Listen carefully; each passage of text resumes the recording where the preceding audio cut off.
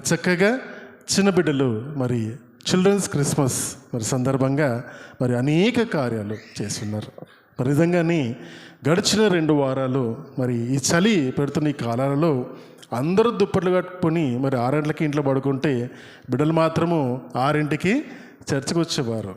6ంటికి చర్చికి వచ్చి రాత్రి 9 గంటల వరకు మరి బిడ్డలు సంఘంలోని ప్రతి దినము మరి పాటలు పాడుతూ ఆరాధనను ప్రాక్టీస్ చేస్తూ స్కిట్ని ప్రాక్టీస్ చేస్తూ ఎంత సంతోషంగా మరి వారు గడిపారు. మరి నిన్నటి దినమున మేము వారితో కొంత సమయం గడపడానికి దేవుడు మాకు ఇచ్చిన అవకాశము. బిడ్డలను చూస్తున్నప్పుడు ఎన్నో విషయాలు నేర్చుకుంటున్నాం, ఎన్నో విషయాలు బిడ్డలు నేర్పిస్తున్నారు. ఎంత చక్కగా వాక్యం చదువుతున్నారు, ఎక్కడ కామాలు పెట్టాలి, ఎక్కడ ఫుల్ స్టాప్ పెట్టాలి, ఏ ఎమోషన్తో వాక్యాన్ని చదవాలి, మరి బిడ్డలు ఎంత చక్కగా చదివారు. మనం కూర్చున్న అనేక మందికి అది రాదు కదా. మరి చిన్ననాటి నుండి బిడ్డలు ఆ విధంగా మరి దేవుని యొక్క భక్తిలో పెరుగుతున్నారంటే I will give that credit to that parents. అవునా? మరి తల్లిదండ్రులు ఆశపడి నా బిడ్డలు సంఘముకి వెళ్ళాలి, సహవాసంలో ఉండాలి, దేవుని సన్నిధిలో ఎదగాలి, గొప్పగా మరి ఉండాలి అని ఆలోచించారు. కాబట్టి వారి కష్టము. మరి చిన్ననాటి నుండి బిడ్డల్ని సండే స్కూల్కి ప్రోత్సహించినప్పుడు వారు ఎదుగుతున్నప్పుడు కళ్ళ ముందర గడిచిన సంవత్సరం అంతకుముందు సంవత్సరాలుగా ఉన్న పిల్లలను ఇప్పుడు చూస్తున్నప్పుడు అప్పుడు చిన్న ముద్దుగా మాట్లాడుకుంటూ పాటలు పాడిన బిడ్డలు ఈరోజు కంఠస్థ వాక్యాలు అవలీలగా చెబుతున్నారు. అవునా? కఠినమైన వాక్యాలు, నోరు తిరగని వాక్యాలు అవన్నీ. అవునా? ఆ నోరు తిరిగిన వాక్యాలను కూడా అనర్గళంగా మాట్లాడగలుగుతున్నారంట దేవుని యొక్క శక్తి మాత్రమే. మరి వీళ్ళందరినీ నేను అభినందిస్తున్నాను. మరి సంఘం తరఫున మరి తల్లిదండ్రులను కూడా అభినందిస్తున్నాను. దేవునామానికే మహిమ కలుగును గాక. మరి ఈరోజు మరి చిల్డ్రన్స్ క్రిస్మస్ యొక్క ప్రత్యేకమైన వర్తమానం నేర్చుకుందాం.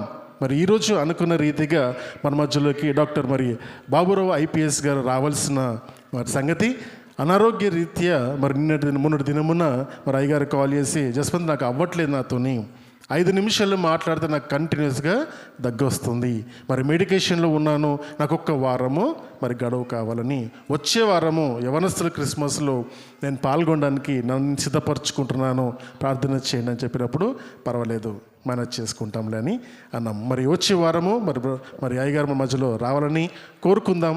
మరి ఈరోజు మరి దేవుడు అనుకునే రీతిగా మరి నన్ను మీ మధ్యలో నిలబెట్టున్నారు. ఇది నా భాగ్యమని నేను ఎంచుకుంటున్నాను. మరి మీ మాట దేవుని యొక్క మాటలు వినడానికి మరి సిద్ధమేనా? హల్లెలూయా.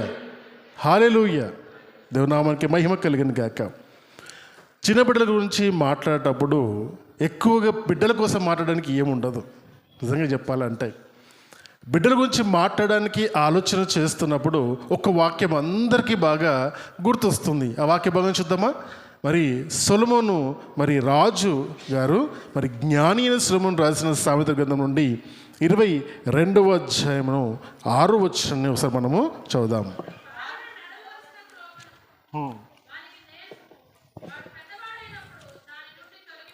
బాలుడు నడవలసిన త్రోవను వానికి నేర్పము, వాడు పెద్దవాడైనప్పుడు దాని నుండి తొలగిపోవడం. ఇక్కడ మనం చూడవలసిన మాట, అనేక సందర్భాలలో ఈ మాటను వింటున్నాం. We are talking about the parenting గురించిన విషయాన్ని అధ్యయనం చేద్దాం. అవునా? మరి పేరెంటింగ్ గురించి తెలుసుకోవడానికి తల్లిదండ్రులు అవ్వాల్సిన అవసరం లేదు. ఎందుకంటే అది తెలుసుకొని తల్లిదండ్రులు అవుతే మంచిది. అవునా? తెలుసుకొని తల్లిదండ్రులు అయితే చాలా మంచిది. లేదా తల్లిదండ్రులు అయిన బిడ్డలు మీ బిడ్డలకు ఏ విధంగా తర్ఫీదుని ఇవ్వాలి అన్న విషయాన్ని నేర్చుకునే అవకాశం ఈరోజు ఉంది. ఇంకా మీ బిడ్డలు చిన్నపిల్లలు అయితే ఇంకా గొప్ప అవకాశం మీకు ఉంది. లేదా మీ బిడ్డలు యవ్వనస్తులైతే చక్కటి అవకాశం ఉంది ఈ సూక్తులను నేర్చుకునేది. రైట్? ఈ మాటను చూస్తున్నప్పుడు దేవుడు జ్ఞానం ఇచ్చిన సొలొమోను రాజు తన జ్ఞానమంతటిని ఉపయోగించి చెబుతున్న మాట ఏమంటారంటే, బాలుడు నడవలసిన త్రోవను, బాలుడు నడవలసిన మార్గమును వాడికి ఎప్పుడు చెప్పాలి? బాలుడు ఉన్నప్పుడే చెప్పాలి. బాలుడుగా ఉన్నప్పుడు చెప్పకపోతే ఏమవుతుంది? ఎదిగి పెద్దగినప్పుడు ఈ మాటను రివర్స్గా చూస్తే, బాలుడు నడవలసిన త్రోవను వాడికి నేర్పకము, పెద్దవాడైనప్పుడు వాడు ఏ మార్గంలో ఉండడు. అంతేనా? ఏ మార్గంలో కూడా ఉండడు.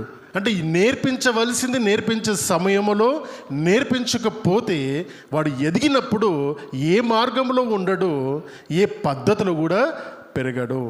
ఇప్పుడు చూస్తున్న ప్రపంచాన్ని మనం ఒకసారి గమనిస్తే ఎవరు మొదలుకు టీనేజర్స్ నుండి మనం చూసి ఇంకా కొద్దిగా పెద్దవాళ్ళ వరకు చూస్తుంటే ఏం కనబడుతుంది ప్రపంచవ్యాప్తంగా అంటే there is a utter chaos in the world. Utter chaos అంటే భయంకరమైన సందిగ్ధత ప్రపంచవ్యాప్తంగా మనకు కనబడుతుంది. భారతదేశము ప్రపంచంలోనే జనాభాని చైనాకు మించిన జనాభాగా ఇంకా త్వరలో దాటి వెళ్ళిపోతుంది. ఇప్పుడు 140 కోట్లు ఉన్నాము, ఇంకా 100 కోట్లు లేదా 40-50 కోట్లు కేవలం 10-20 సంవత్సరాల్లో మనము దాటేస్తాము. చైనా వాడేమో వాడి భూగర్భము పెద్దగా ఎంత చాలా ఎక్కువగా ఉన్నా కూడా పాపులేషన్ని కంట్రోల్ చేయడానికి రకరకాల పద్ధతులు వాడుతున్నాడు. అక్కడ యవ్వనస్తులు తగ్గిపోతున్నారు చైనాలో. కానీ భారతదేశం గొప్పగా చెప్పుకుంటుంది ఏమనంటే భారతదేశంలో 15 సంవత్సరాలు మొదలుకొని 40 సంవత్సరాలు కలిగిన యవ్వనస్తులు ఎక్కువ మంది ఉన్నారు. కాబట్టి మన దేశంలో అనేక దేశాలు ఒక ఇన్వెస్ట్మెంట్ హబ్గా భారతదేశాన్ని చూడడంలో మరి డౌట్ కూడా మనకు ఉండనవసరం లేదు. అయితే ప్రాబ్లం ఎక్కడ వస్తుంది అంటే ఇంత గొప్పగా యవ్వనస్తులు ఉన్న దేశంలో ఇంకా ఎంత గొప్పగా మనం ఉండాలి. అవునా? చాలా గొప్పగా టీవీలో చెబుతుంటారు. అంటే టీవీలో చెబుతున్నప్పుడు ఇప్పుడు అది న్యూసా లేదా నాన్ సెన్సా అది అర్థం అవ్వట్లేదు. ఎందుకంటే న్యూస్ తగ్గిపోయింది, నాన్ సెన్స్ ఎక్కువైంది. అర్థమవుతుందా? అయితే న్యూస్ అనేది సమాచారము తగ్గిపోయింది. కాబట్టి కొన్ని మాటలు మీకు చెప్పడానికి ఇష్టపడతాను. ఏమని చెప్పడానికి ఇష్టపడుతున్నానంటే ఇప్పుడు మనం చూస్తున్న భారతదేశం యొక్క 3వ స్థానంలో ఉంది. జీడిపిలో ప్రపంచంలోనే మనం 3వ స్థానంలో ఉన్నామని చెబుతున్నారు. కానీ పర్ క్యాపిటల్ ఇన్కమ్ని మనం కనుక చూస్తే అంటే తలసరి ఆదాయాన్ని కనుక మనం చూస్తే ప్రపంచంలోనే 140 దేశాలలో 130 దేశాల పైన ర్యాంకులో మనము అంటే ఆఖరి నుండి 3వ స్థానము 4వ స్థానంలో ఉన్నాము. అర్థమవుతుందా?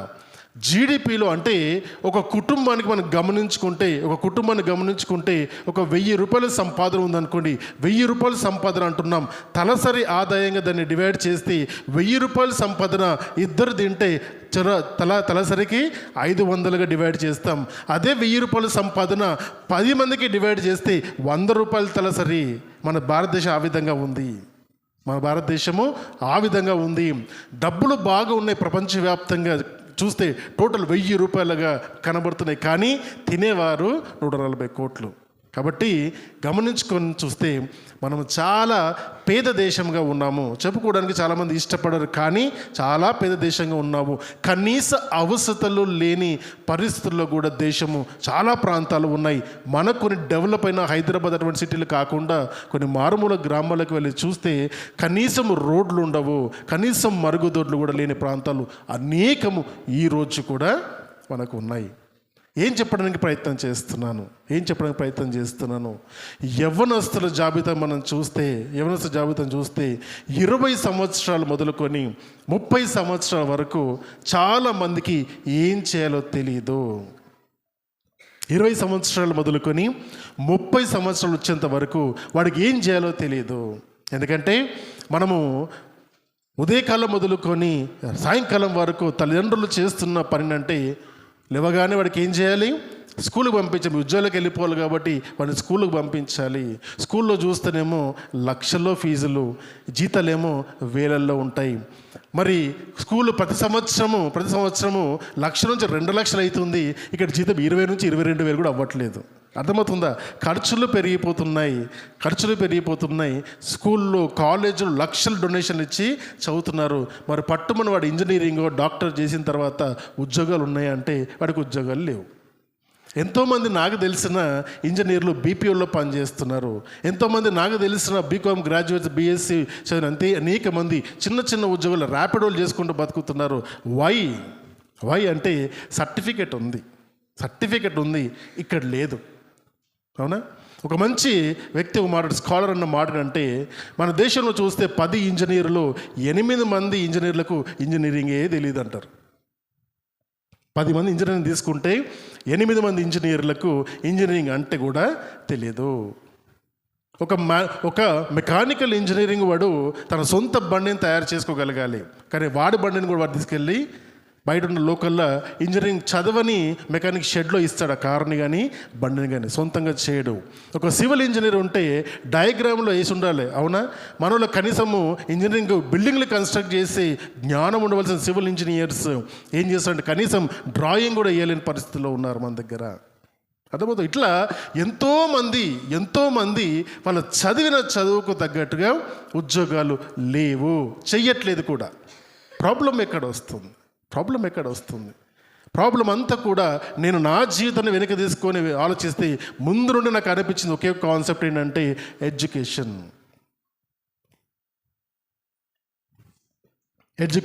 Are education system in India. తప్పుపడడానికి లేదు, అవసరత. చాలామంది బ్రిటిషర్స్ గురించి మాట్లాడేటప్పుడు ఏమంటారంటే వాడు మన దేశాన్ని మొత్తము కొల్లగొట్టుకొని పోయాడు. నో డౌట్ మన దేశ సంపదనంతా కూడా దోచుకొని పోయాడు, దరిద్రుడు. కానీ వాడు స్థాపించిన ఇంగ్లీష్ మీడియం స్కూల్స్ ఈ రోజు వరకు నడుస్తున్నాయి. అర్థమవుతుందా? మరి వాడు నేర్పించిన ఇంగ్లీష్ మనకి ఎందుకు ఈరోజు అందరం వెళ్ళి బ్యాక్ టు తెలుగు భాష కానీ, సంస్కృత భాష కానీ, తమిళ్ భాష కానీ మాట్లాడుకుంటే ప్రపంచ దేశాలతో పోటీ పడే వాళ్ళమా ఈరోజు? అర్థమవుతుందా? జ్ఞానము ఇక్కడ ఇండియాలో ఎంతోమంది ఐఐటీలో చదువుకున్నవారు అనేక మంది పోయి యూఎస్లో సెటిల్ అవుతున్నారు. ఇండియాలో ఎవరు ఐఐటీలు చేయరు. ఐఐటి కోసం ఎంత కష్టపడతారు, 7th క్లాస్ నుంచి కష్టపడతారు ఐఐటి ఫౌండేషన్ అని. బట్ సెటిల్ ఎక్కడ అవుతారంటే అమెరికాలోనో, ఆస్ట్రేలియాలోనో, కెనడాలోనో సెటిల్ అవుతారు. ఎందుకంటే ఇక్కడ ఆపర్చునిటీస్ ఉండేవి కాబట్టి వాళ్ళకు సరిపోదు. ఇక్కడ ఆపర్చునిటీస్ అనుకున్న విధంగా అనుకున్నట్టు వాళ్ళకు అవకాశాలు ఉండవి. I'm not denying anybody or government. Point ఇక్కడ వస్తుందంటే ఇదంతా కూడా రూట్ కాజ్ అంతా కూడా ఎడ్యుకేషన్ నుండి మనకు ప్రారంభించబడుతుంది. ఒక గొప్ప స్కాలర్ జర్మన్ సైకియాట్రిస్ట్ ఫ్రిడ్జ్ కుంకెల్ ఒక మాట అంటాడు. ఫ్రిడ్జ్ కుంకెల్ జర్మన్ సైకియాట్రిస్ట్ చెబుతున్న మంచి మాట చూద్దాము. Education is not so much a matter of the education of the educative as it is a matter of the education of the educator. అంటే education అనేది అంటే జ్ఞానము లేదా చదువు అనేది చదువుకున్న వాడు ఎంత చదువుకుంటున్నాడని ఇంపార్టెంట్ కాదు, కానీ చదువు చెప్పేవాడికి ఎంత చదువు వచ్చు అనేది ఇంపార్టెంట్ అక్కడని మాట్లాడుతున్నాడు సైకియాట్రిస్ట్ చెబుతున్న మాట. ఎందుకంటే 10 సంవత్సరాలు చదివిన 10వ తరగతి చదివినా కూడా చాలామందికి మ్యాథమెటిక్స్ బాగొస్తుంది, సోషల్ సైన్స్ బాగొస్తుంది, కానీ బ్యాంక్లో వెళ్ళి ఒక అకౌంట్ ఓపెన్ చేయాలంటే ఏ అప్లికేషన్ రాయాలో తెలియదు వాడికి. బ్యాంకులోకి వెళ్ళి డబ్బులు విత్డ్రా ఏ విధంగా చేయాలో తెలియదు వాడికి.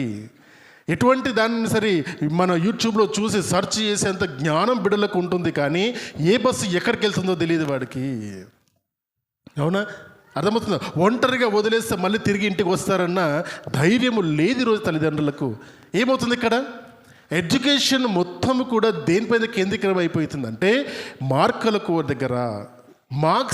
ఎన్ని మార్క్స్ వచ్చాయి, ఎంత గొప్ప గొప్ప స్కూల్లో నా బిడ్డలను చదివిస్తున్నాను, ఎన్ని లక్షల డొనేషన్లు చదివిస్తున్నాను. ఇప్పుడు సైకలాజికల్ తల్లిదండ్రుల మైండ్ ఏంటంటే నా బిడ్డలు ఎక్కడ చదివిస్తుంటే ఇంటర్నేషనల్ అన్న వర్డ్ కనపడాలి. అక్కడ చెప్పేవాడు ఇంటర్నేషనల్ ఉండడు, వాడు ఇక్కడోడే. కనీసం బీఎడ్ కూడా చేసిన వాడు ఉండడు, ఎంఈడి కూడా చేసిన వాడు ఉండడు. గవర్నమెంట్ స్కూల్లో ఉంటారు.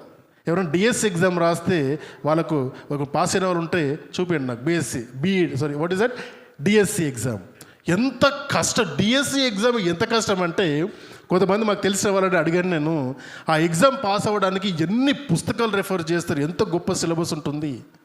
గవర్నమెంట్ మారుమూల గ్రామాలలో వాళ్ళని పెడతారు, వాళ్ళకు చిన్న చిన్న స్కూల్స్ ఇస్తారు, ఎంట్రన్స్ ఎగ్జామ్ ఉంటుంది. ప్రైవేట్ ఆర్గనైజేషన్స్లో ఏముంటాయో తెలుసా? Entrance exam communication. చక్కగా అనర్గళంగా నువ్వు ఇంగ్లీష్ మాట్లాడు, చక్కగా డ్రెస్అప్గా హుందాగా కనపడు, లక్షలు ఇచ్చిపోతారు. సింపుల్గా మామూలుగా ఉండి ఎంత జ్ఞానం నీకున్న మనోళ్ళు అక్కడ వేస్తారా స్కూళ్ళలో? అయ్యారు. ఎందుకు? చిన్న చూపు. My dear friends, I'm telling you government స్కూళ్ళల్లో ఉంటున్నది లేదా చిన్న ప్రైవేట్ స్కూళ్ళలో చెబుతున్నది పెద్ద స్కూల్లో ఏమీ పెద్దగా లేదండి. I'm telling you.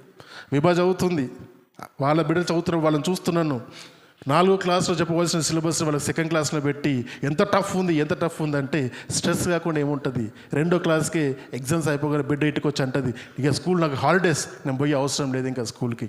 ఎందుకు అంత కష్టం అవుతుంది చదవంటే? 2వ క్లాస్కి చదువుపైన విరక్తి వస్తే పిల్లలు ఫ్యూచర్లో ఏం చేస్తారు? అర్థమవుతుందా? టుడే అగైన్ వీఆర్ డీలింగ్ సైకలాజిస్టులు అందరూ కూడా వచ్చి దేనిపైన మాట్లాడుతున్నారంటే చిన్న బిడ్డలకు స్ట్రెస్ ఎక్కువ అవుతుందని, స్ట్రెస్ మేనేజ్మెంట్ అని మళ్ళీ దానికి సపరేట్ క్లాసులు. అర్థమవుతుందా? ఎక్కడ చూసినా కూడా డబ్బు బలంగా దున్నుకోవడం మాత్రమే నేర్చుకుంటాడు. Education has become a business. ప్రపంచవ్యాప్తంగా వస్తున్న అనేకమైన ఇన్వెస్ట్మెంట్స్లో, ఫారెన్ డైరెక్ట్ ఇన్వెస్ట్మెంట్స్లో భారతదేశంలో ప్రపంచవ్యాప్తంగా ఎన్నో సంస్థలు అనేక దేశాల్లో ఎడ్యుకేషన్ నిమిత్తము ఇన్వెస్ట్మెంట్స్ చేస్తే భారతదేశంలో అత్యధికమైన ఇన్వెస్ట్మెంట్స్ భారతదేశంలో అవుతుంది. భారతదేశంలో education is not a service anymore, it's a business. ఎందుకంటే 12% ప్రతి సంవత్సరము 12 to 18% ఫీజులో పెరుగుతూ వస్తుంది. ఏ బిజినెస్ వస్తుంది అంత రిటర్న్? ఏ బిజినెస్లో వస్తుంది అంత రిటర్న్? అర్థమవుతుందా?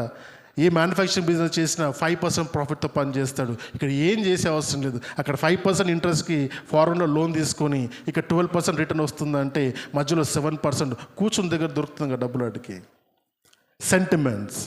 బాలుడు నడవలసిన త్రోవన వాడికి నేర్పము. My dear friends, I'm telling you, it's all about it starts at education అని మాట్లాడుతున్నప్పుడు నేను ఓన్లీ స్కూళ్ళ గురించి కొన్ని విషయాలు చెప్పాను. ఇక్కడ ఎడ్యుకేషన్ స్టార్ట్స్ అట్ హోమ్. ఇంకో రీసెర్చర్ బెంజమిన్ ఫైన్ అనే వ్యక్తి 2500 మంది స్టూడెంట్స్ మధ్యలో ఒక రీసెర్చ్ చేసినప్పుడు వాళ్ళు తెలుసుకున్న స్టూడెంట్స్ మధ్యలో తెలుసుకున్న గొప్ప విషయం ఏంటంటే 3/4 did not consider lying and cheating as wrong doing. అంటే వారిని అబద్ధాలు చెప్పడము, మోసము చేయడము. చిన్న బిడ్డలో 2500 మంది పైన రీసెర్చ్ చేస్తే 3/4 వంతుల బిడ్డలందరూ కూడా ఒక అండర్స్టాండింగ్ ఉన్నారు. ఏంటంటే అబద్ధం చెప్పడము తప్పు కాదు, దొంగతనం చేయడము తప్పు కాదు, లేదా మోసం చేయడము తప్పు కాదు. చిన్న బిడ్డల ఆ స్థాయి నుండి అబద్ధం చెప్పడం తప్పు కాదు అని మించి అలవాటు ఉంటే వాడు పెద్దవాడు అయిన తర్వాత ఏమవుతాడు? లాయర్ అవ్వడు, లయర్ అవుతాడు. అర్థమవుతుందా? ఎంతోమంది బిజినెస్ వాళ్ళని మనం మాట్లాడుతున్నప్పుడు ఏమంటారంటే అబద్ధం చెప్పకుండా బిజినెస్ చేస్తారండి అంటారు. అబద్ధం చెప్పే చేయాలా బిజినెస్లో? అర్థమవుతుందా? అబద్ధాలు చెప్పకుండా ఎదగలేమండి అంటారు. అబద్ధం చెప్పే ఎదగల. అబద్ధికుడు ఎక్కడ పోతాడు? నరకానికి పోతాడు. దేవుడు చెప్తున్న మాట, నేను సత్యంలో ఆయన చెబుతున్నప్పుడు క్రైస్తవంలో ఎదుగుతున్న కుటుంబాలు అబద్ధాల మీద పెరుగుతున్నారు. భార్యాభర్త మధ్యలో సత్యము లేదు, తల్లిదండ్రుల పిల్లల మధ్యలో సత్యవాక్యాలు లేవు. ఇంట్లోనే సత్యముగా మాట్లాడకపోతే బయట ప్రపంచంలోకి వెళ్ళి వాడు ఏ విధంగా సత్యాన్ని మాట్లాడతాడో, సత్యవంతునిగా బతుకుతాడో? It's very difficult time. ఈ విధంగా మనం ఆలోచన చేస్తున్నప్పుడు పేరెంటింగ్లో కుటుంబాలు ఎదగాలి అన్నప్పుడు కుటుంబాల్లో చాలా మటుకు గొప్ప కుటుంబాలు కొన్ని ఉంటాయి. ఏ విధంగా ఉంటుందో తెలుసా? మీ బిడ్డలు చక్కగా ఎదగాలి, చక్కని వాతావరణం పెరగాలంటే మొట్టమొదటి కొన్ని రూల్స్ మీకు చెబుతాను. కనీసం 3 రూల్స్ మీకు చెబుతాను ఈరోజు నేను. మొదటి రూల్ నెంబర్ 1, ఏ కుటుంబంలో అయితే భార్యాభర్తల మధ్యలో చక్కని సంబంధము, అనుబంధము, సంతోషంతో కుటుంబం ఉంటుందో ఆ పిల్లలు ఆటోమేటిక్గా ఆ సంతోషంలోనే పెరుగుతారు. ఎందుకంటే వారికి తల్లిదండ్రుల దగ్గర దొరకనిది బయట దొరుకుతుందేమో అని వెళ్తారు. కుటుంబంలో ప్రేమ దొరికితే బయట ప్రేమను వెతుక్కోరు ఎవరు. కుటుంబంలో ఆప్యాయత దొరికితే ప్రపంచంలో వారి ఫ్రెండ్స్ దగ్గర ఆప్యాయతను వెతుక్కోరు ఎవరు. తల్లిదండ్రులు బిడ్డలతో కూర్చొని సమయం గడిపితే వాడి ఫ్రెండ్స్తో బయట గడిపే అవసరం పడదు. అర్థమవుతుందా? ఏ భార్యాభర్తల మధ్యలో అయితే చక్కటి సత్సంబంధాలు ఉంటాయో ఆ కుటుంబంలోని పిల్లలు ఆటోమేటిక్గా ఎమోషనల్గా కూడా స్ట్రాంగ్గా ఉంటారు. వాళ్ళు ఎమోషనల్గా స్ట్రాంగ్గా ఉంటారు, భయపడరు. గమనించండి, ఇక్కడ అనేక మంది బిడ్డలు పర్ఫామ్ చేస్తున్నారు. అవునా? మరి వాళ్ళు మాట్లాడుతున్నప్పుడు, పాటలు పాడుతున్నప్పుడు, డాన్సులు చేస్తున్నప్పుడు మనకు ఒకటి కనబడుతుంది సైకలాజికల్గా. కొంతమంది చాలా కాన్ఫిడెంట్గా మాట్లాడతారు, కొంతమంది చాలా భయంతో ఉంటారు. అర్థమవుతుందా? దేనివల్ల వస్తుంది ఇవన్నీ కూడా? ఇది కేవలం తల్లిదండ్రులకు తెలీదా? తెలుసు వారికి, కానీ దానిపైన పని చేస్తారంటే దానిపైన పని చేయాలి. అర్థమవుతుంది? పిల్లల్ని చూసినప్పుడు కుటుంబాలు ఏ విధంగా ఉన్నాయో తెలిసిపోతాయి. మై డియర్ ఫ్రెండ్స్, జాగ్రత్త. నీ కుటుంబంలో నీ భార్య భర్తతో కనుక మీరు సరైన సత్సంబంధాలు కలిగి ఉంటే, సంతోషాన్ని నింపుకుంటే, కుటుంబంలో పిల్లలు ఆటోమేటిక్గా ఆ విధంగానే పెరుగుతారు. చాలా డిస్టర్బ్డ్ పిల్లలందరూ కూడా డిస్టర్బ్డ్ ఫ్యామిలీస్ నుంచి వచ్చిన వారే. కాబట్టి జాగ్రత్తగా మనం చూసుకోవాలి. Happy married life will have an impact on children's maturity. వాళ్ళ మెచ్యూరిటీ లెవెల్స్ తక్కువ ఉంటాయి. భార్యాభర్త విడిపోవడం కానీ, పరస్పర సంబంధం లేకపోవడం కానీ, ఒకరిదొకరు మాట్లాడలేకపోవడం కానీ, తప్పులు చేస్తున్నప్పుడు అవన్నీ చూస్తూ పెరుగుతుంటారు. కాబట్టి అది కరెక్ట్ ఏమో అనుకుంటారు, ఇదే కరెక్ట్ ఏమో అనుకొని దాన్నే ఫాలో అవుతారు. సో కాబట్టి పర్ఫెక్ట్ ఫ్యామిలీ ఉంటే పర్ఫెక్ట్ చిల్డ్రన్ కూడా మనకు ఎదుగుతారు కుటుంబంలో. కాబట్టి బ్రదర్ ఒక మాట మంచి చెప్పారు. మేము గడిచిన 2 నెలలుగా ఏం చేస్తామంటే కుటుంబంగా ప్రార్థన చేసుకుంటున్నాం. ప్రార్థన చేయడం అలవాటు చేసుకుంటే వాడు ఆటోమేటిక్గా దాంట్లోకి వచ్చేస్తాడు. యవ్వనస్తుడు అయినప్పుడు తప్పిపోయినా కూడా ఈ పద్ధతులన్నీ చిన్ననాడ నేర్చుకుంటారు కాబట్టి వాడు పెద్దవాడైన తర్వాత ఒకవేళ తప్పిపోయినా తిరిగి వచ్చే అవకాశం ఉంటుంది. కాబట్టి చిన్ననాటి నుండే బిడ్డలకు ఆ తరఫేదుని ఇవ్వాలి. అయితే ఈ తరఫేదుని ఇవ్వడానికి కేవలము తల్లికి మాత్రమే రోల్ ఉందా? ఎక్కువసార్లు అదే కనబడతారు. తల్లికి మాత్రమే భారం ఉన్నట్టుగా అన్నిటికీ వాళ్ళు ముందుకు వస్తుంటారు. మరి తండ్రి కూడా ఈక్వలెంట్గా అదే ఉంటుంది. అర్థమవుతుందా? తండ్రి ప్రార్థన చేసుకోకపోతే బిడ్డలు చూసి ఏమంటారంటే మా డాడీ చేసుకోవట్లేదు కాబట్టి నేను ఎందుకు చేసుకోవాలి ప్రార్థన, మా డాడీ వాక్యం చదవట్లేదు, ఎందుకు చదవాలి వాక్యము. మగపిల్ల అయితే ఇంకెక్కువ తండ్రిని బట్టి మగపిల్లలు ఎక్కువ ఇన్ఫ్లుయెన్స్ అవుతారు, ఆడపిల్లలు తల్లులను బట్టి ఎక్కువ ఇన్ఫ్లుయెన్స్ అవుతారు. కాబట్టి మీ ప్రవర్తన కుటుంబాల్లో ఏ విధంగా ఉంటుందో దాన్ని బట్టి మీ బిడ్డల ప్రవర్తన సొసైటీలో ఉంటుంది. రైట్? కాబట్టి చక్కటి ఫ్యామిలీలు ఉండము ఇంపార్టెంట్.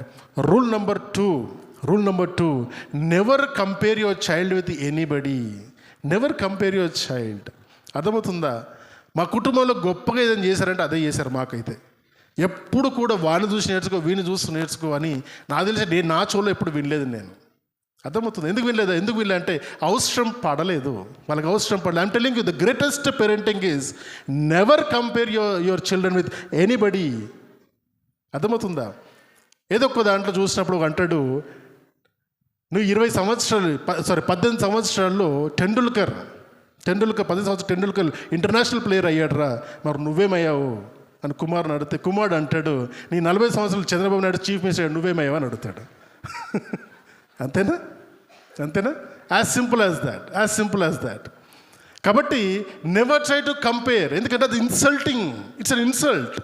గొప్పవాడితో కంపేర్ చేసినా, తక్కువ వాడితో కంపేర్ చేసినా, ఈక్వల్గా ఉన్న వారితో నువ్వు కంపేర్ చేసినా ఇట్ ఈజ్ అన్ ఇన్సల్ట్. నీ కడుపులో పుట్టిన వారే నీకే తక్కువ అనిపిస్తే ఎట్లా? నీ కడుపులో పుట్టిన వారే నువ్వే తక్కువ చూపు చూస్తే ఎట్లా? నిన్ను చూసి పెరుగుతున్న వాళ్ళని నువ్వు తక్కువ చేసి చూస్తే ఎట్లా? ఏమైపోతారు వాళ్ళు? ఎక్కడికి పోతారు వాళ్ళు? ఎవరి దగ్గరికి వెళ్తారు? ఎవరైతే మంచి మాటలు, బుదుగురిచ్చే మాటలు చెప్పి మోసపరుస్తారో వారి దగ్గరికి వెళ్తారు.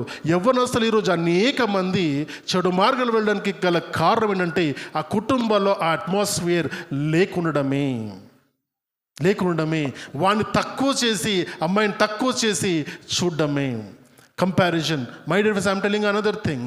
మగపిల్లలు వాడు మమ్మల్ని ఫ్యూచర్లో చూసుకుంటాడు కాబట్టి వాడికి మేము ఎక్కువ ఇంపార్టెన్స్ ఇస్తాము. ఆడపిల్ల పంపించేది కాబట్టి ఆమె తక్కువ ఇంపార్టెన్స్ ఇస్తామంటే my dear friends, I'm telling you, ఏ కాలంలో ఉన్నారు ఇంకా మీరు? మగపిల్ల ఎవరు చూసుకోడు, ఆడపిల్లే చూసుకుంటారు. అర్థమవుతుంది? ఇక్కడ చూసి మీకు అర్థమైపోయి ఉంటుంది ఎంతమంది మగవాళ్ళు చెప్పారు కంటత వాక్యాలు, ఎంతమంది ఆడపిల్లలు చెప్పారు. అర్థమైందా? ప్రోగ్రామ్స్ అన్నింటిలో ముడిచాడు ఆడపిల్లలు ఎక్కువ ఉన్నారు, వాళ్ళే ముందుకు వెళ్తున్నారు, వాళ్ళే ముందుకు వెళ్తారు కూడా. వాళ్ళకి ఒక టైం తర్వాత ఈ జనరేషన్లో మనం ఉన్నామంటే 2045 వచ్చేంత వరకు ఆడపిల్లలు మాకు పెళ్ళిళ్ళే వద్దు అనే స్టేజ్కి వచ్చేస్తారంట. ఏమైపోతారో మగపిల్లలు మరి. అవసరం అనిపించట్లేదు, ఎందుకంటే అదొక భారముగా ఉంది. అదొక భారము, ఇండిపెండెన్స్ లేకుండా ఉంది. ఎందుకు ఆ ఇన్సెక్యూరిటీ వస్తుంది? నేను పనిచేసిన ఆర్గనైజేషన్స్లో, పాత ఆర్గనైజేషన్స్ చూసినప్పుడు అనేక మంది ఆడపిల్లలు వేరే వేరే స్టేట్స్ నుంచి వచ్చేవారు. డిఫరెంట్ స్టేట్స్ నుంచి, నార్త్ నుండి వచ్చి హైదరాబాద్లో కానీ బెంగళూరులో వర్క్ చేసేవాళ్ళు. వారిని చూసినప్పుడు వాళ్ళు ఎంత కష్టపడి పని చేస్తారు, అంత కష్టపడి పని చేస్తారు. మరి మ్యారేజెస్ చేసుకోరంటే నో మ్యారేజ్ చేసుకునేంత వరకే మాకు ఈ ఫ్రీడమ్ ఉంటుంది.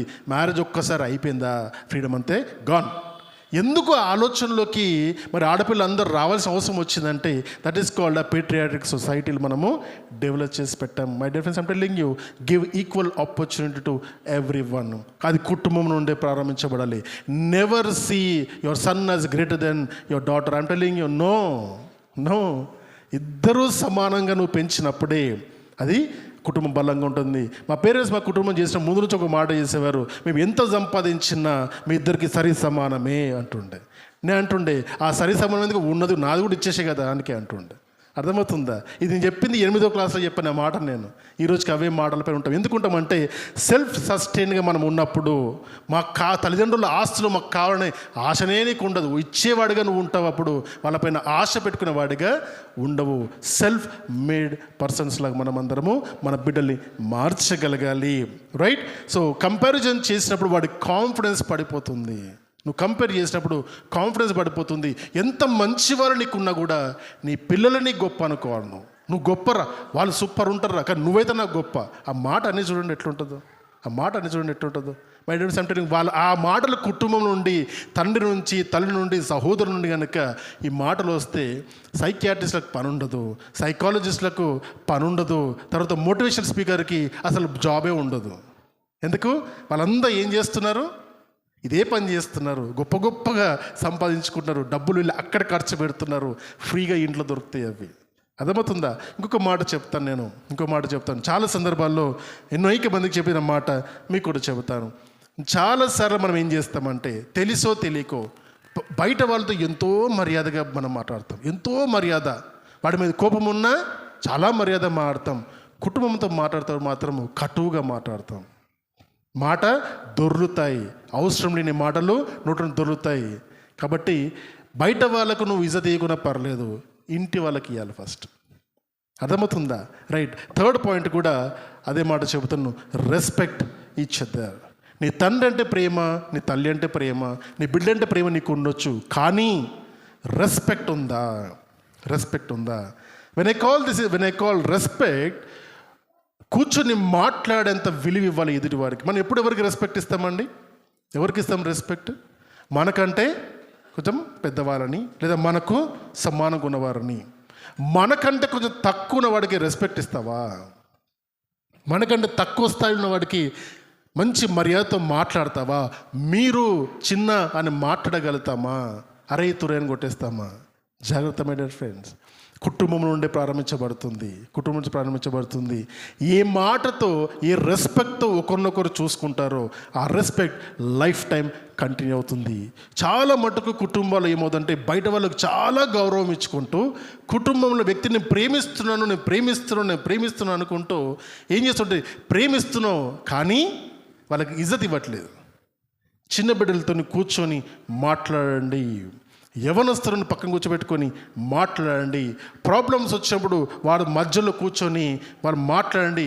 చిన్న బిడ్డ, I'm telling you my dear friends, ఇప్పుడున్న కాలంలో 5 సంవత్సరాలు ఉన్న పిల్లవాడికి అర్థమవుతున్న విషయాలు 20 సంవత్సరాలు ఉన్న బిడ్డడికి అర్థమవుతలేవు.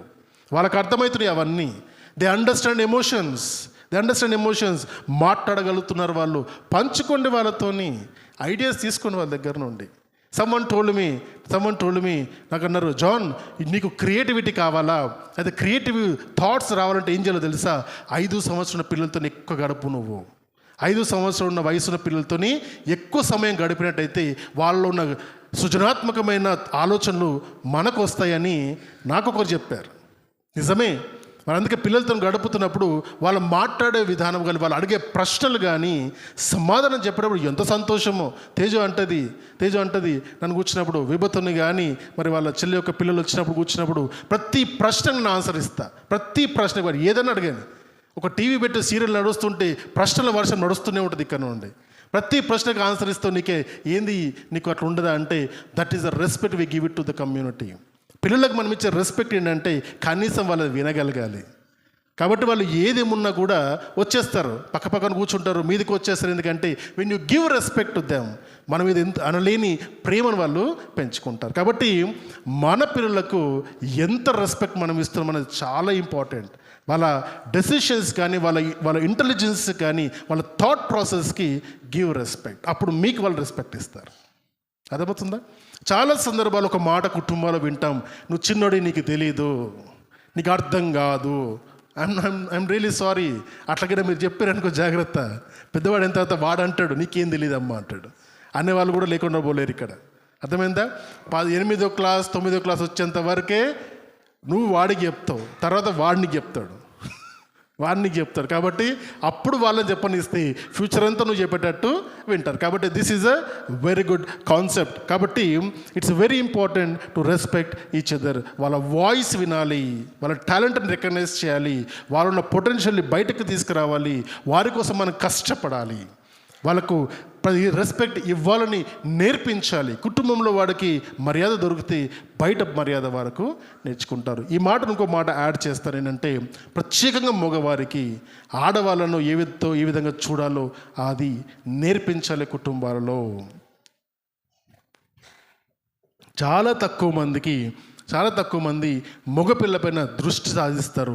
నేను అంటాను, నిజమైన పేరెంటింగ్ ఎక్కడ ఉంటుందో తెలుసా? ఆడపిల్లని పెంచడంలో కాదు, వాళ్ళు పెరిగిపోతారు మిమ్మల్ని చూసుకుంటూ. మగపిల్లకు పేరెంటింగ్ చాలా అవసరము. జాగ్రత్త మై డియర్ ఫ్రెండ్స్, జాగ్రత్త. భయంకరమైన పరిస్థితులు ఉన్నాము.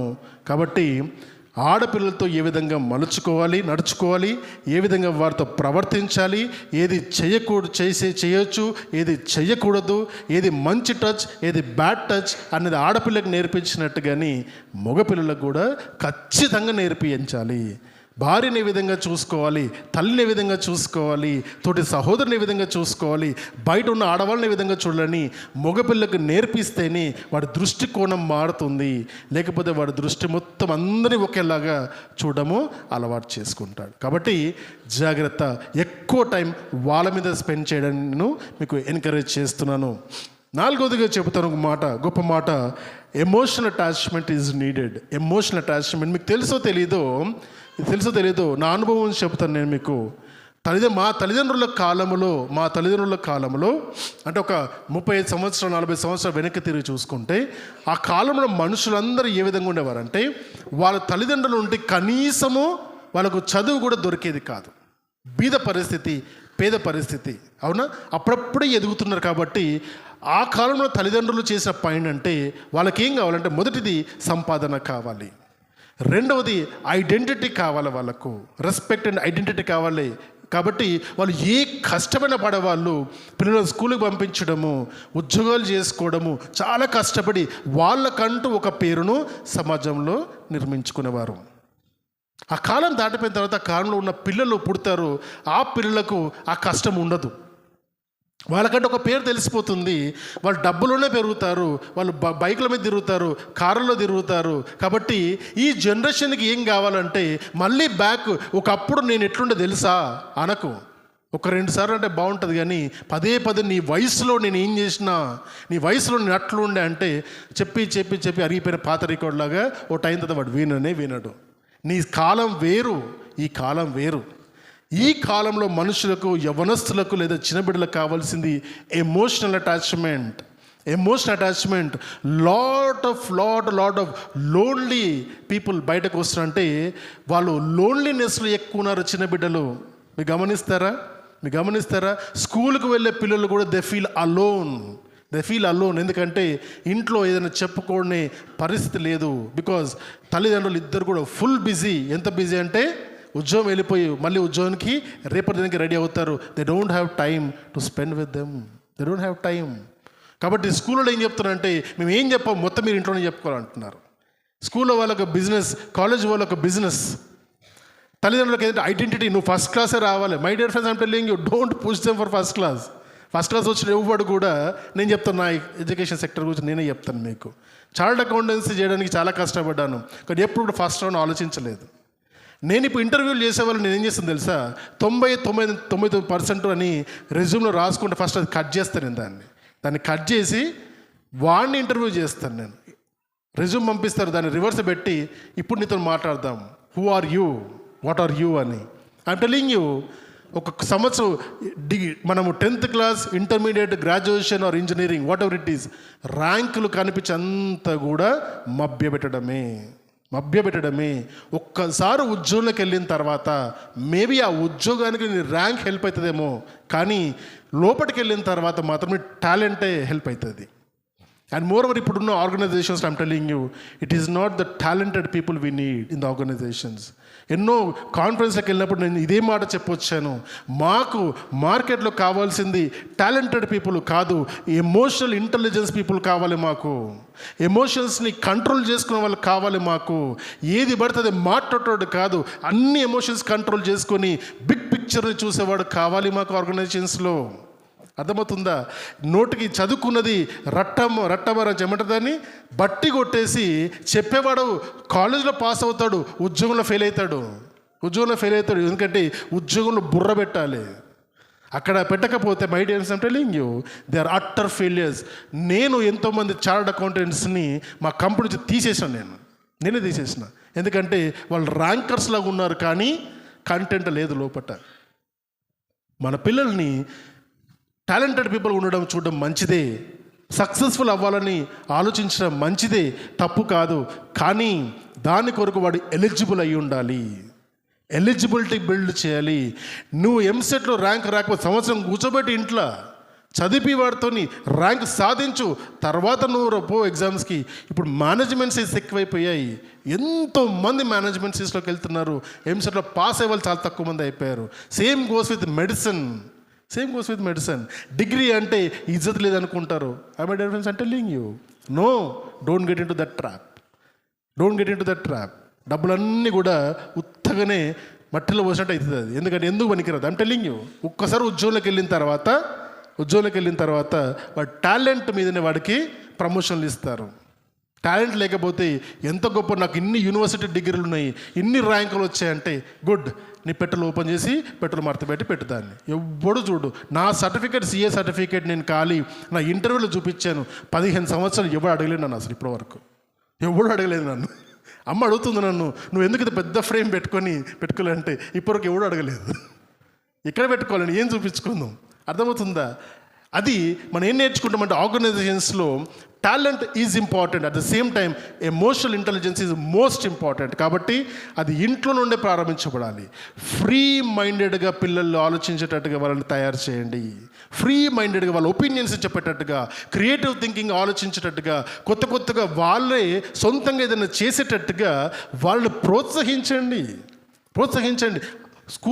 స్కూల్కి రావడం మట్టుకే కాదు, వాళ్ళకి దీంతో పాటు ఇంకొకటి ఏదన్నా అడిషనల్గా సొంతంగా ఏదైనా చేసేటట్టుగా వాళ్ళని ప్రోత్సహించండి. కేవలం చదువు పైన మాత్రం పెడితే I'm telling you, utter failures అవుతారు లైఫ్లో. జాగ్రత్త మై డియర్ ఫ్రెండ్స్. చివరిగా దైవం గురించి మాట్లాడుకుంటున్నాం. మరి కుటుంబాల్లో the family who praise together stays together అంటారు. ఏ కుటుంబం అయితే కలిసి ప్రార్థన చేస్తారో కలిసే ఉంటారంటారు. మరి కుటుంబాల్లో ప్రార్థన చేస్తున్నారా? కలిసి ప్రార్థన పక్క పెడదాం, కనీసం ప్రార్థన చేస్తున్నారా? ఈ ప్రశ్న అడగాలి క్రైస్తవ లోకాన్ని ఎప్పుడు. ఎందుకంటే చిన్నబిడ్డలు ప్రార్థన చేస్తున్నప్పుడు ఎంత చక్కగా అనిపించిందంటే, అవి నేర్చుకొని చేసిన ప్రార్థనలు కావవి. బిడ్డల నోట్ల నుండి, వాళ్ళ హృదయాల నుండి వస్తున్న మాటలు అవి వింటున్నారు. సంఘంలో ప్రార్థన చేస్తుంటే వింటున్నారు, నేర్చుకుంటారు. ఎప్పుడు మైండ్లో వేసుకుంటున్నారో తెలియదు, కానీ అంత అనర్గళంగా చక్కగా మరి వాళ్ళు ప్రార్థన చేయగలుగుతున్నారు. ఆ బిడ్డలతో ప్రార్థన చేయించండి ఇంట్లో. అర్థమవుతుందా? మా బిడ్డలతో ప్రార్థన చేయించండి. వాళ్ళ టాలెంట్ని మనము బయటకు తీసుకొద్దాం. మనల్ని చూసి మన సమాజం మారుతుంది. మనం అద్దంలో ఏ విధంగా చూసుకుంటామో పిల్లలు మనల్ని చూసి ఈ లోకంలో బతుకుతారు. కాబట్టి తల్లిదండ్రులు రోల్ మోడల్స్ లాగా పిల్లలకి ఉండాలి. బయటకు వెళ్ళినప్పుడు సమాజంలో ఒక రోల్ మోడల్ చూపించి, ఇగో ఇతనిలాగా మనము అతని దగ్గర నుంచి నేర్చుకొని ఇన్స్పిరేషనల్ స్టోరీస్ చెప్పాలి వరకు. ఒకనొక సర్వేలో చేసినప్పుడు ఒక ఆలోచన వచ్చిందంటే ఏంటంటే, బెడ్ టైం అప్పుడు చాలామంది బిడ్డలకు బైబిల్ స్టోరీస్ చెప్తారు. కానీ ప్రాక్టికల్ లైఫ్కి వచ్చేసరికి ఏ విధంగా ఉంటారంటే, అవి స్టోరీస్ లాగానే ఉంటాయి, కానీ అవి ఫ్యామిలీస్లో ఇంప్లిమెంట్ చేసుకోరు. ఏ విధంగా ఉంటాయంటే అసలు నెవర్ ఓపెన్డ్ బుక్ లాగా కనబడుతుంది. అంటే చెప్పడం మటుకు స్టోరీస్ చెప్తాము, కానీ కుటుంబంలో అటువంటి విషయాలు కనబడట్లేదు. పిల్లలు ఇప్పుడున్న కాలంలో చిన్న బిడ్డలు చాలా టాలెంటెడ్. వాళ్ళకు నువ్వు ఏమీ చెప్పవసరం లేదు, దాదాపుగా అన్నీ వాళ్ళకి అర్థమైపోతాయి. బికాజ్ అవేర్నెస్ ఉంది వాళ్ళకు. టీవీలు చూస్తున్నారు, న్యూస్ చూస్తున్నారు, సినిమాలు చూస్తున్నారు, బయట ప్రపంచం చూస్తున్నారు. ఇక్కడ మనం చెప్పవలసిన అవసరం పడదు వాళ్ళకు. ఏదైనా గూగుల్ని అడుగుతారు వాళ్ళకి తెలుసు. అవన్నీ తెలిసిన దాన్ని మల్టిప్లై చేసుకుని వాళ్ళు సరైన దారిలో కనుక పెట్టడానికి ఇంక ప్రయత్నం చేస్తే అప్పుడు వాడు ఉన్నతంగా ఎదుగుతాడు. ఒక మాట చూద్దాం, ద్వితీయోపదేశ కాండంలో ఒక మంచి మాట చూద్దాము. 6వ అధ్యాయంలో 6-7 వచనాలు. ద్వితీయోపదేశ కాండంలోని 6వ అధ్యాయము 6-7 వచనాలు. నేను నేడు నీకు ఆజ్ఞాపించు ఈ మాటలు నీ హృదయంలో ఉండవలను. ఎవరు ఫస్ట్ ఉండాలి హృదయంలో? తల్లిదండ్రులకు చెప్తున్న మాట. ఎవరిచ్చారు ఆజ్ఞ? ఇది దేవుడిచ్చిన 10 ఆజ్ఞలు, దేవుడిచ్చిన ఆజ్ఞలు. బైబిల్ కొంతమంది చదువుతున్నారు, మీతో ఓపెన్ కూడా చేస్తలేరు. అర్థమైంది? వాళ్ళిద్దరి మధ్యలో పోటీ. వాళ్ళిద్దరు లేకపోతే ఏం చేస్తారు మరి? రైట్, చూద్దాం. నేను నీకిచ్చు ఈ మాటలు ఏం చేయాలి? హృదయంలో ఉంచుకో. అంత మాత్రమేనా? నీవు నీ కుమారులకు, అంటే కుమారులు అంటే పిల్లలకు, రైట్, వాటిని అభ్యసించవలెను. ఎప్పుడెప్పుడు? వాడు నీ ఇంట కూర్చున్నప్పుడు, వాడు నీతో పాటు త్రోవలు నడుచున్నప్పుడు, వాడు పడుకున్నప్పుడు, వాడు లేచినప్పుడు, వాటిని గురించి ఎప్పుడు ఏం చేయాలి? మాట్లాడవలెను. సూచనగా వాడిని నీ చేతికి కట్టుకో. ఫస్ట్ నువ్వు నీ చేతికి కట్టుకుంటే గుర్తుంటుంది. అవునా? వాచ్ ఉంటేనే టైం చూస్తాం మనం. వాచ్ లేకపోతే ఎక్కడ చూస్తావు? టైం చూడలేవు. అంతేనా? అదేవిధంగా దేవుని యొక్క వాక్యము తల్లిదండ్రుల చేతికి గనక కట్టినట్టయితే వాడు కూర్చున్నప్పుడు, పిల్లలు కూర్చున్నప్పుడు, లేచినప్పుడు, త్రోలు నడుస్తున్నప్పుడు ఆటోమేటిక్గా ఏమొస్తాయి? దేవుని యొక్క వాక్యపు సంబంధించిన మాటలు, దేవుణ్ణిలో ఏ విధంగా ఎదగాలి అన్న విషయాలన్నీ కూడా బిడ్డలకు దేవుడు నేర్పించడానికి తల్లిదండ్రులకు దేవుడిచ్చిన ఆజ్ఞది. నేర్పిస్తున్నామా? మరి నేర్పిస్తున్నామా? ఈ వాక్యం, కంఠత వాక్యం చెప్పిన బిడ్డలకు మీరు ఇంటికి వెళ్ళి చెప్పవలసిన పని తెలుసా? కంఠత వాక్యం ఒక భావాన్ని నేర్పించాలి. కేవలం కంఠత పట్టడము కాదని చెప్పాలి. ప్రతి మాటకు అర్థం నేర్పించాలి. ఏది మంచి, ఏది చెడు, ఏది చేయదగినవి, ఏవి చేయకూడనివి, నీ స్వతంత్రం ఎంత, నీ దారి ఏ దారిలో వెళ్ళాలి అని నేర్పించాలి. క్లుప్తంగా చెప్పాలి. ఒక మాట చెప్తాను. బాలుడు నడవలసిన మార్గాన్ని వారికి నువ్వు నేర్పాలి. ఏ మార్గమై ఉండాలి? అది క్రీస్తు మార్గం. ఎందుకంటే నేనే మార్గం అని ఆయన చెప్తారు. కాబట్టి వాడు వెళ్ళవలసిన మార్గాన్ని, క్రీస్తు మార్గాన్ని కనుక మనం బిడ్డలకు నేర్పిస్తే వాడు పెద్దవాడినప్పుడు క్రీస్తు మార్గం నుండి తప్పిపోడు. కాబట్టి మనం కుటుంబాలలో బిడ్డలతో రెస్పెక్ట్ఫుల్గా ఉండాలి, ఎమోషనల్గా వాళ్ళతో కనెక్ట్ అయి ఉండాలి, ఒకరికొకరు మ్యూచువల్ రెస్పెక్ట్ ఇస్తూ, తర్వాత కుటుంబాల్లో ఉండవలసిన అనేక లక్షణాల గురించి మనము నేర్చుకున్నాం. Never compare. ఫ్యామిలీలో చక్కటి కుటుంబాలుగా ఉండాలి. ఈ 4 సూత్రాలు, 4 పిల్లర్స్ ఆఫ్ ఫ్యామిలీ ఉంటే కుటుంబము, బిడ్డలు, సంఘము, సమాజము ఎప్పుడు కూడా భద్రంగా కంట్రోల్డ్గా ఉంటుంది. ఎప్పుడైతే పరిస్థితులు అన్కంట్రోల్డ్ పరిస్థితుల్లోకి దాటిపోతాయో అప్పుడు కేయాస్ అనేది స్టార్ట్ అవుతుంది. ఇప్పుడు ఒక మాట అంటాం, అమెరికా యొక్క ప్రెసిడెంట్ అడిగిన మాట, మరి ఈ దేశాన్ని నువ్వు ఏ విధంగా నువ్వు బాగుపరుస్తావు అని అడిగినప్పుడు అమెరికా ప్రెసిడెంట్ చెప్పిన మాట ఏంటో తెలుసా? నాకు మంచి తల్లుల్ని ఇవ్వండి. మంచి తల్లుల్ని ఇస్తే మంచి సమాజము నిర్మాణం చేయబడుతుంది. జాన్ ఎఫ్ కెనడీ అడిగిన మాట.